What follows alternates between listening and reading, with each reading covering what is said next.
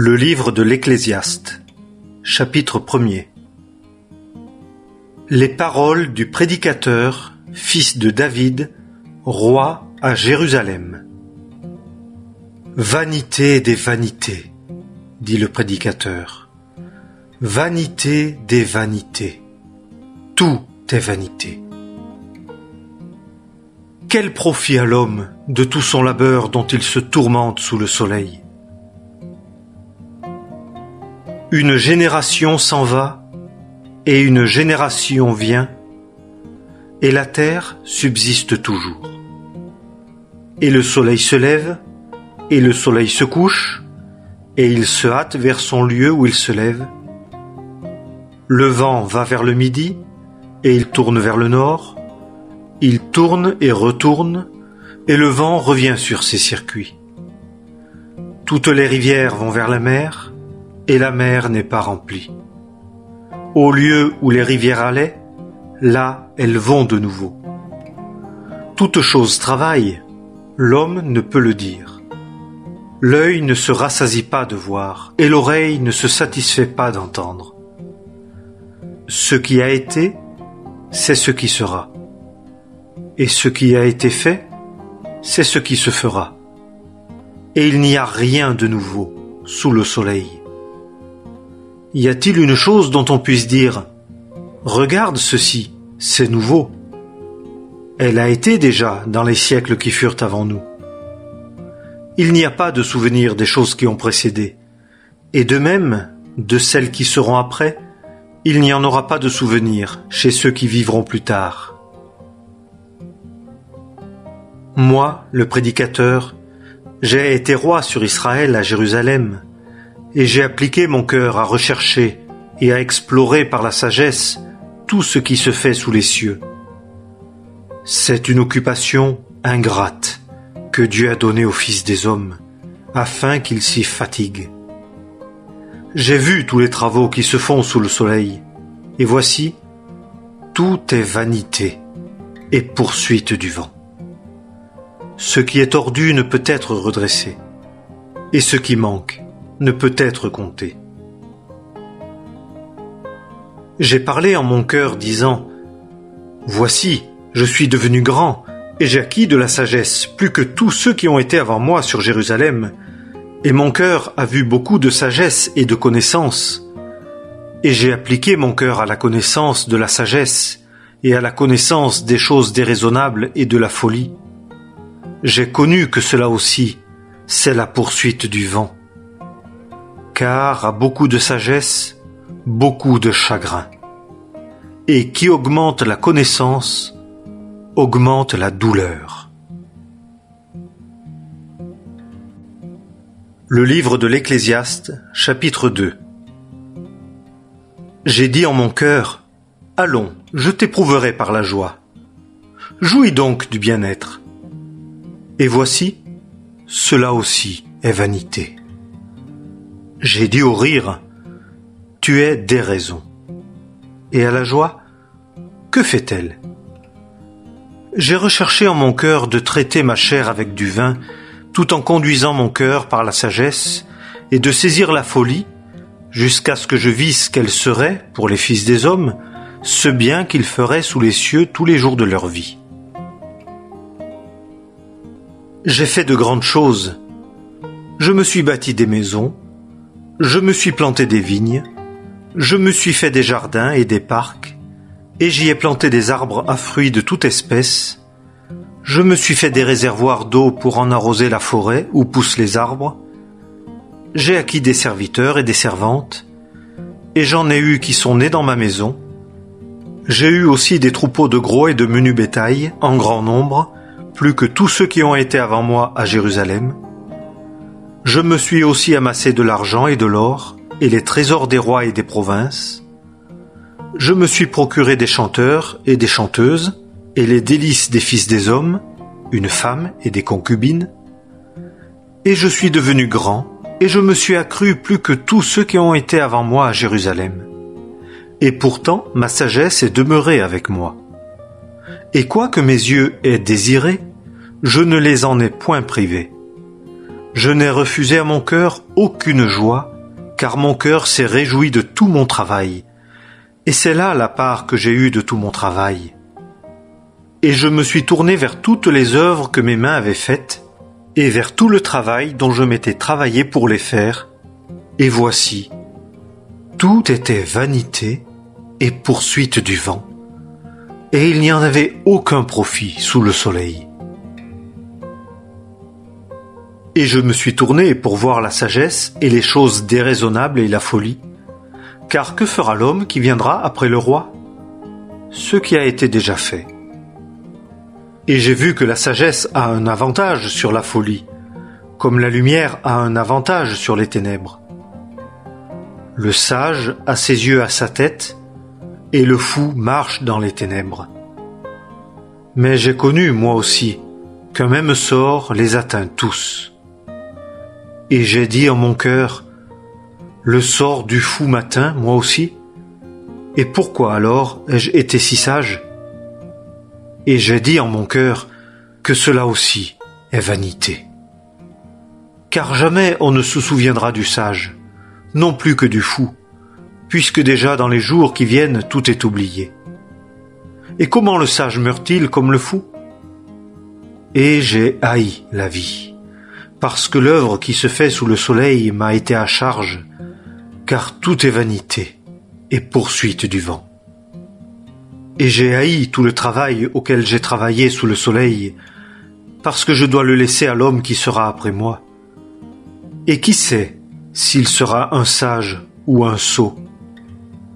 Et il sera maître de tout mon travail auquel j'ai travaillé et dans lequel j'ai été sage sous le soleil. Cela aussi est vanité. Alors je me suis mis à faire désespérer mon cœur à l'égard de tout le travail dont je me suis travaillé sous le soleil.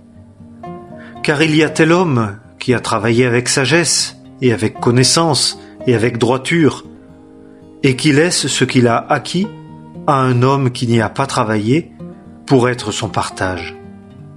Cela aussi est vanité et un grand mal. Car qu'est-ce que l'homme a de tout son travail et de la poursuite de son cœur dont il s'est tourmenté sous le soleil? Car tous ses jours sont douleur, et son occupation est chagrin.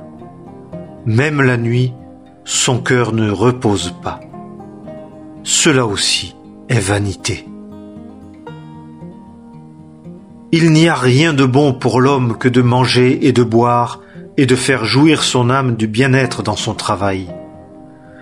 Et j'ai vu que cela aussi vient de la main de Dieu. Car qui peut manger et qui peut jouir plus que moi? Car à l'homme qui est bon devant lui, Dieu donne sagesse et connaissance et joie. Mais à celui qui pêche, il donne l'occupation de rassembler et d'amasser pour donner à celui qui est bon devant Dieu. Cela aussi est vanité et poursuite du vent. Le livre de l'Ecclésiaste, chapitre 3. Il y a une saison pour tout, et il y a un temps pour toute affaire sous les cieux. Il y a un temps de naître et un temps de mourir, un temps de planter et un temps d'arracher ce qui est planté, un temps de tuer et un temps de guérir, un temps de démolir et un temps de bâtir, un temps de pleurer et un temps de rire, un temps de se lamenter et un temps de sauter de joie, un temps de jeter des pierres et un temps d'amasser des pierres, un temps d'embrasser et un temps de s'éloigner des embrassements, un temps de chercher et un temps de perdre, un temps de garder et un temps de jeter, un temps de déchirer et un temps de coudre, un temps de se taire et un temps de parler, un temps d'aimer et un temps de haïr, un temps de guerre et un temps de paix. Celui qui agit, quel profit a-t-il de ce à quoi il travaille? J'ai vu l'occupation que Dieu a donnée aux fils des hommes pour s'y fatiguer. Il a fait toutes choses belles en son temps, et il a mis le monde dans leur cœur, de sorte que l'homme ne peut comprendre, depuis le commencement jusqu'à la fin, l'œuvre que Dieu a faite. J'ai connu qu'il n'y a rien de bon pour eux, sauf de se réjouir et de se faire du bien pendant leur vie, et aussi que tout homme mange et boive, et qu'il jouisse du bien-être dans tout son travail. Cela, c'est un don de Dieu. J'ai connu que tout ce que Dieu fait subsiste à toujours. Il n'y a rien à y ajouter, ni rien à en retrancher, et Dieu le fait afin que, devant lui, on craigne. Ce qui a déjà été, et ce qui est à venir, est déjà arrivé, et Dieu ramène ce qui est passé. Et j'ai encore vu sous le soleil que dans le lieu du jugement, là, il y avait la méchanceté, et que, dans le lieu de la justice, là, il y avait la méchanceté. J'ai dit en mon cœur, Dieu jugera le juste et le méchant, car il y a là un temps pour toute affaire et pour toute œuvre. J'ai dit en mon cœur, quant aux fils des hommes, il en est ainsi, pour que Dieu les éprouve, et qu'ils voient eux-mêmes qu'ils ne sont que des bêtes. Car ce qui arrive aux fils des hommes est aussi ce qui arrive aux bêtes. Il y a pour tous un même sort. Comme celle-ci meurt, ainsi meurt celui-là. Et ils ont tous un même souffle, et l'homme n'a point d'avantage sur la bête, car tout est vanité. Tout va dans un même lieu, tout est de poussière, et tout retourne à la poussière. Qui est-ce qui connaît l'esprit des fils des hommes? Celui-ci monte-t-il en haut, et l'esprit de la bête descend-il en bas dans la terre? Et j'ai vu qu'il n'y a rien de mieux que ceci, que l'homme se réjouisse dans ce qu'il fait, car c'est là sa part. Car qui l'amènera pour voir ce qui sera après lui? Le livre de l'Ecclésiaste, chapitre 4. Et je me suis tourné, et j'ai regardé toutes les oppressions qui se font sous le soleil. Et voici les larmes des opprimés, et il n'y a point pour eux de consolateur. Et la force est dans la main de leurs oppresseurs, et il n'y a point pour eux de consolateur. C'est pourquoi j'estime heureux les morts qui sont déjà morts, plutôt que les vivants qui sont encore vivants, et plus heureux encore que tous les deux, celui qui n'a pas encore été, qui n'a pas vu le mauvais travail qui se fait sous le soleil. Et j'ai vu tout le labeur et toute l'habileté dans le travail, que c'est une jalousie de l'un contre l'autre. Cela aussi est vanité et poursuite du vent. Le sot se croise les mains et mange sa propre chair. Mieux vaut le creux de la main rempli et le repos que les deux mains pleines avec le travail et la poursuite du vent. Et je me tournai et je vis la vanité sous le soleil. Tel est seul, sans qu'il y ait de second. Il n'a pas non plus de fils ni de frère, et il n'y a pas de fin à tout son labeur. Son œil n'est pas non plus rassasié par la richesse, et il ne se dit pas « Pour qui donc est-ce que je me tourmente et que je prive mon âme de bonheur ?»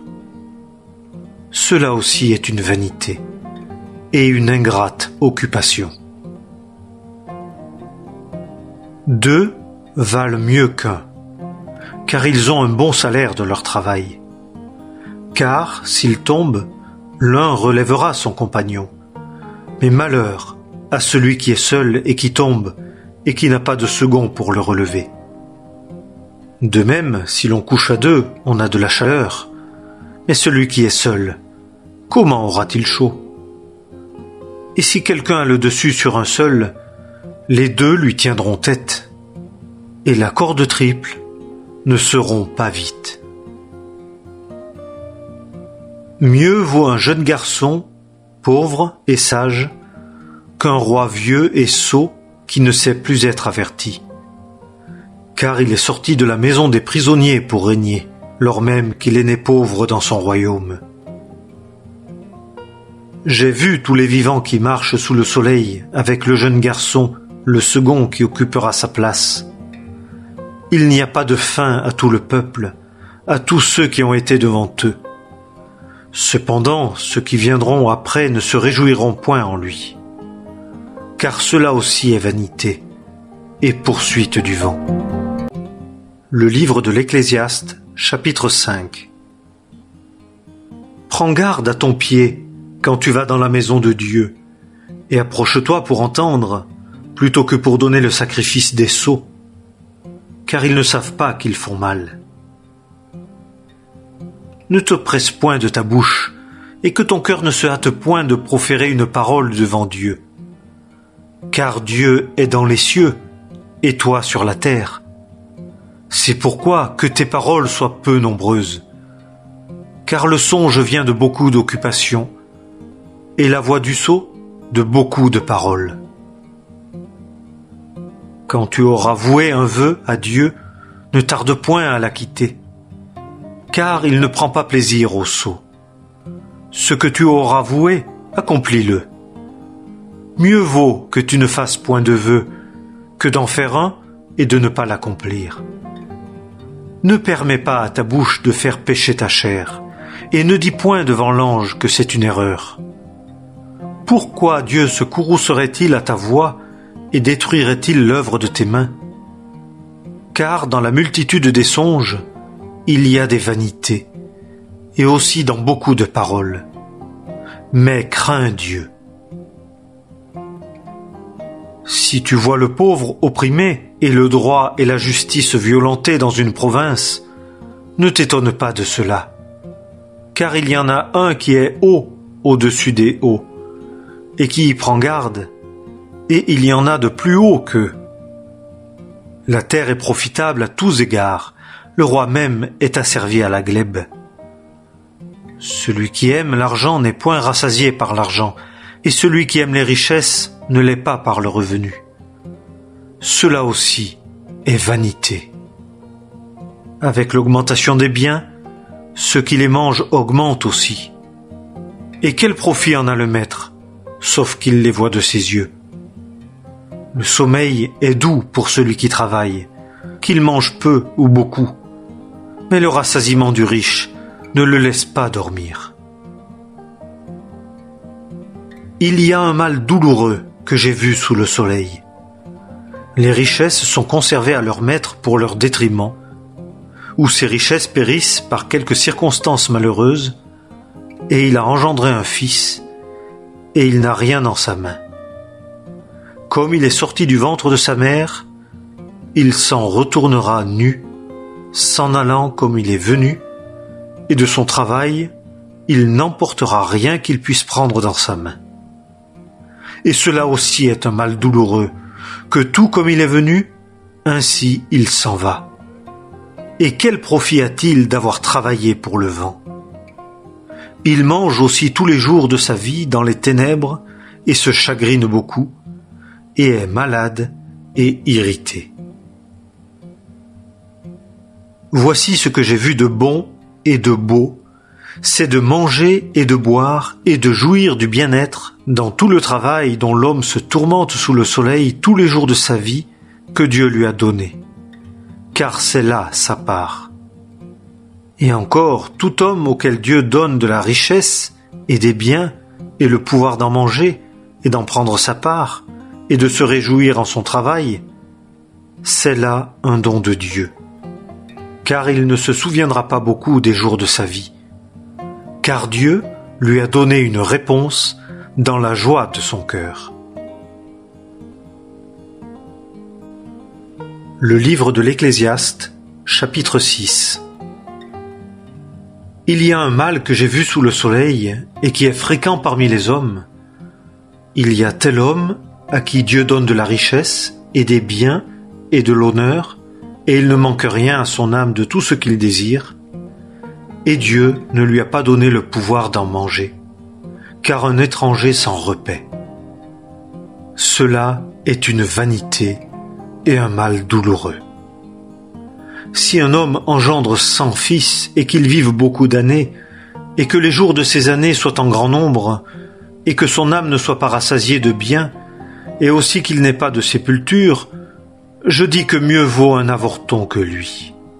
Car celui-ci vient dans la vanité, et il s'en va dans les ténèbres, et son nom est couvert de ténèbres. Et aussi, il n'a pas vu et n'a pas connu le soleil. Celui-ci a plus de repos que celui-là. Et s'il vivait 2 fois 1000 ans, il n'aura pas vu le bonheur. Tous ne vont-ils pas en un même lieu? Tout le travail de l'homme est pour sa bouche, et cependant son désir n'est pas satisfait. Car quel avantage le sage a-t-il sur le sot? Quel avantage a l'affligé qui sait marcher devant les vivants? Mieux vaut la vue des yeux que le mouvement du désir. Cela aussi est vanité et poursuite du vent. Ce qui existe a déjà été appelé de son nom, et on sait ce qu'est l'homme, et qu'il ne peut contester avec celui qui est plus fort que lui. Car il y a beaucoup de choses qui multiplient la vanité. Quel avantage en a l'homme? Car qui sait ce qui est bon pour l'homme dans la vie, tous les jours de la vie de sa vanité, qu'il passe comme une ombre? Et qui déclarera à l'homme ce qui sera après lui sous le soleil? Le livre de l'Ecclésiaste, chapitre 7. Mieux vaut une bonne renommée que le bon parfum, et le jour de la mort que le jour de la naissance. Mieux vaut aller dans la maison de deuil que d'aller dans la maison de festin, en ce que là est la fin de tout homme, et le vivant prend cela à cœur. Mieux vaut le chagrin que le rire, car le cœur est rendu meilleur par la tristesse du visage. Le cœur des sages est dans la maison de deuil, mais le cœur des sots dans la maison de joie. Mieux vaut écouter la répréhension du sage que d'écouter la chanson des sots. Car comme le bruit des épines sous la marmite, ainsi est le rire du sot. Cela aussi est vanité. Certainement, l'oppression rend insensé le sage, et le don ruine le cœur. Mieux vaut la fin d'une chose que son commencement. Mieux vaut un esprit patient qu'un esprit hautain. Ne te hâte pas en ton esprit pour t'irriter, car l'irritation repose dans le sein des sots. Ne dis pas « Comment se fait-il que les jours précédents ont été meilleurs que ceux-ci » car ce n'est pas par sagesse que tu t'enquières de cela. La sagesse est aussi bonne qu'un héritage et profitable pour ceux qui voient le soleil. Car on est à l'ombre de la sagesse comme à l'ombre de l'argent. Mais l'avantage de la connaissance, c'est que la sagesse fait vivre celui qui la possède. Considère l'œuvre de Dieu, car qui peut redresser ce qu'il a tordu? Au jour du bien-être, jouis du bien-être, et au jour de l'adversité, prends garde. Car Dieu a placé l'un vis-à-vis de l'autre, afin que l'homme ne trouve rien de ce qui sera après lui. J'ai vu tout cela dans les jours de ma vanité. Il y a tel juste qui périt par sa justice, et il y a tel méchant qui prolonge ses jours par son iniquité. Ne sois pas juste à l'excès, et ne fais pas le sage outre mesure. Pourquoi te détruirais-tu? Ne sois pas méchant à l'excès, et ne sois pas insensé. Pourquoi mourrais-tu avant ton temps? Il est bon que tu saisisses ceci, et que tu ne retires point ta main de cela, car qui craint Dieu sort de tout. La sagesse fortifie le sage plus que 10 hommes puissants qui sont dans la ville. Certes, il n'y a pas d'homme juste sur la terre qui ait fait le bien et qui n'ait pas péché. Aussi, ne mets pas ton cœur à toutes les paroles qu'on dit, afin que tu n'entendes pas ton serviteur te maudissant. Car aussi ton cœur sait que bien des fois toi aussi tu as maudit les autres. J'ai éprouvé tout cela par la sagesse. J'ai dit, je serai sage, mais elle était loin de moi. Ce qui a été est loin et très profond. Qui le trouvera?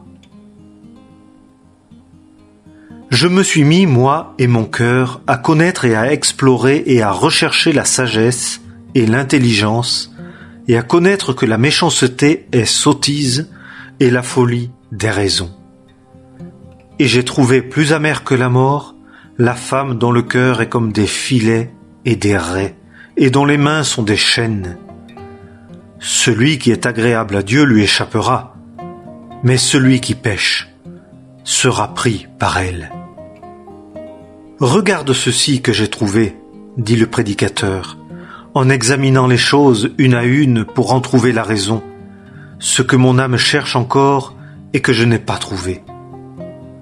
J'ai trouvé un homme entre 1000, mais une femme entre elles toutes, je ne l'ai pas trouvé. Seulement, voici, j'ai trouvé que Dieu a fait l'homme droit. Mais eux, ils ont cherché beaucoup de raisonnement. Le livre de l'Ecclésiaste, chapitre 8. Qui est comme le sage, et qui sait l'explication des choses? La sagesse d'un homme illumine son visage, et l'arrogance de son visage en est changée. Je dis, prends garde au commandement du roi, et cela à cause du serment fait à Dieu. Ne te presse pas de t'en aller de devant lui, ne persévère point dans une chose mauvaise, car tout ce qui lui plaît, il le fait. Parce que la parole du roi est une puissance, et qui lui dira, que fais-tu? Celui qui garde le commandement ne connaîtra aucun mal. Et le cœur du sage connaît le temps et le jugement. Car pour toute chose il y a un temps et un jugement. Car la misère de l'homme abonde sur lui, car il ne sait pas ce qui adviendra. Car comment cela arrivera? Qui le lui déclarera?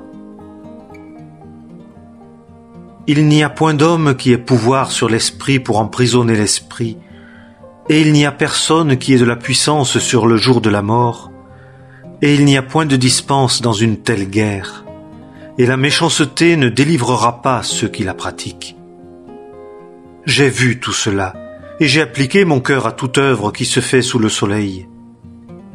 Il est un temps où des hommes dominent sur des hommes pour leur mal.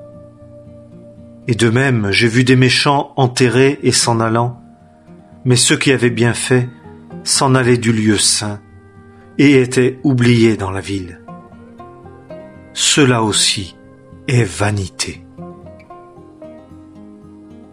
Parce que la sentence contre les mauvaises œuvres ne s'exécute pas immédiatement, à cause de cela le cœur des fils des hommes est au-dedans d'eux plein d'envie de faire le mal.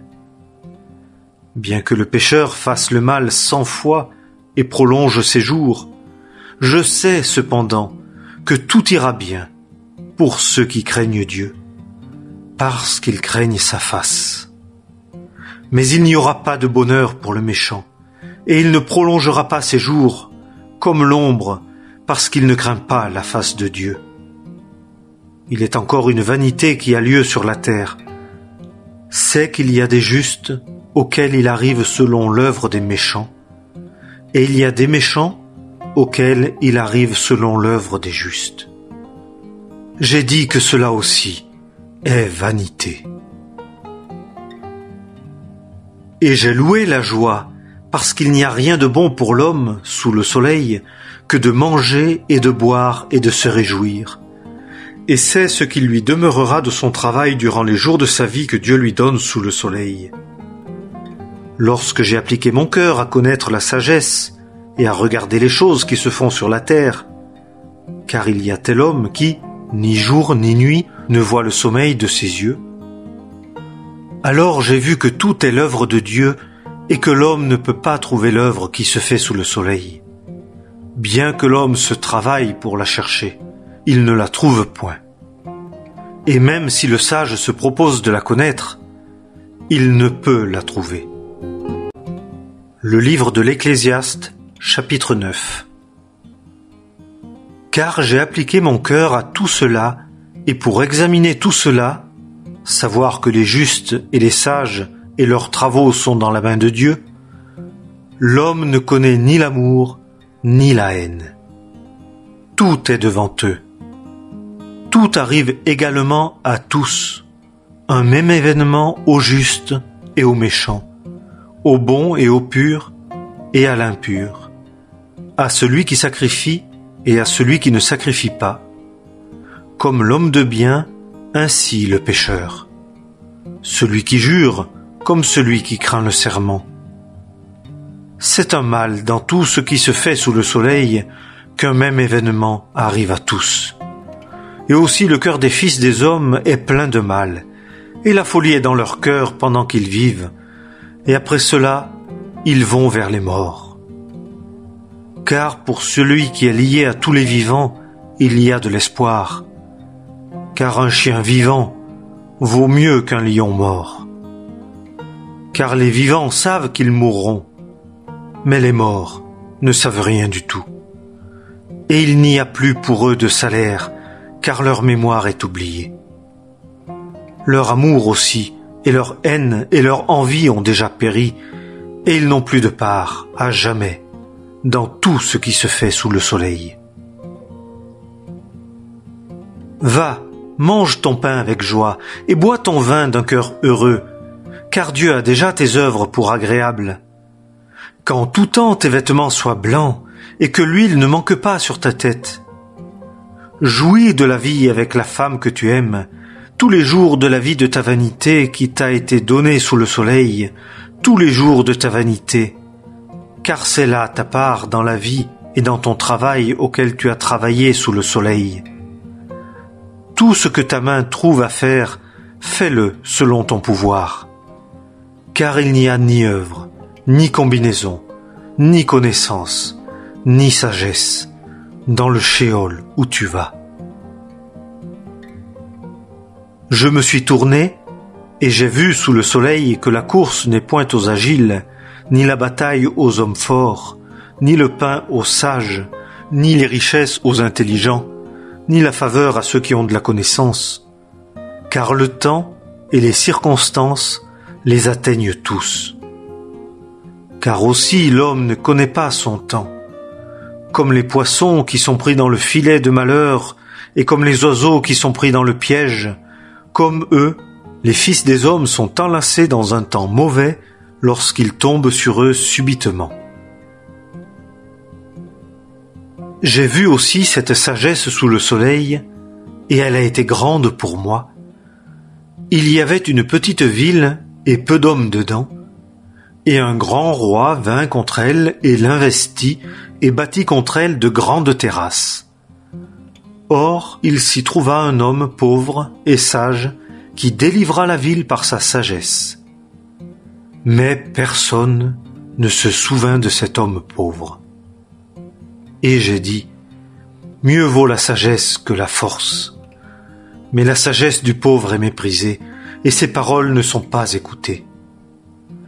Les paroles des sages sont écoutées dans la tranquillité, plus que le cri de celui qui gouverne parmi les sots. Mieux vaut la sagesse que les instruments de guerre, et un seul pécheur détruit beaucoup de biens. Le livre de l'Ecclésiaste, chapitre 10. Les mouches mortes font sentir mauvais.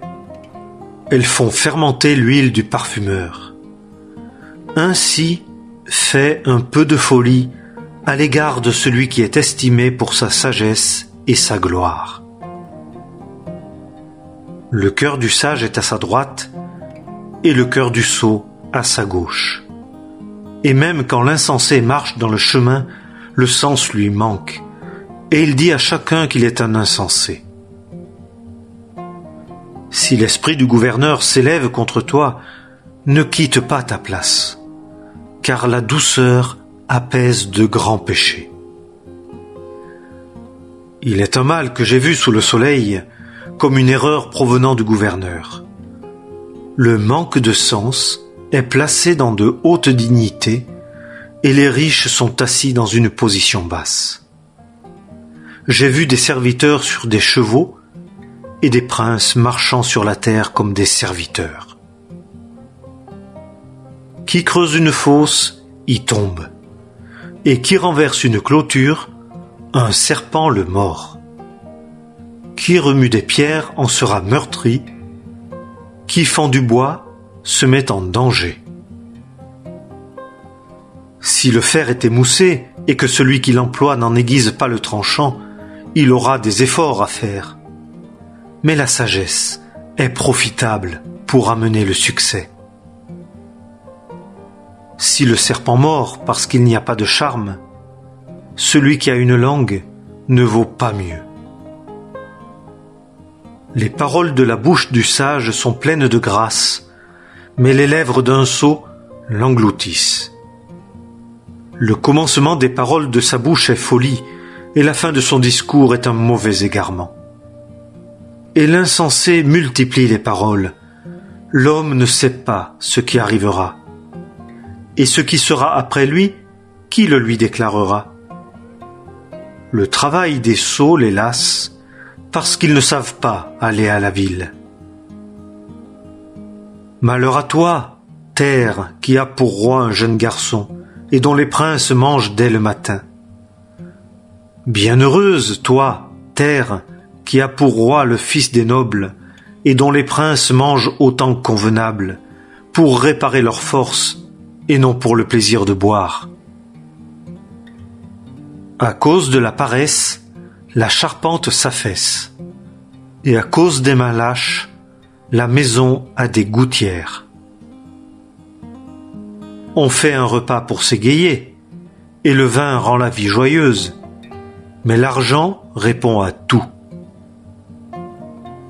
Ne maudis pas le roi, même dans ta pensée, et ne maudis pas le riche dans la chambre où tu couches, car l'oiseau des cieux en emporterait la voix, et ce qui a des ailes en divulguerait les paroles. Le livre de l'Ecclésiaste, chapitre 11. Jette ton pain sur la face des eaux, car tu le trouveras après bien des jours.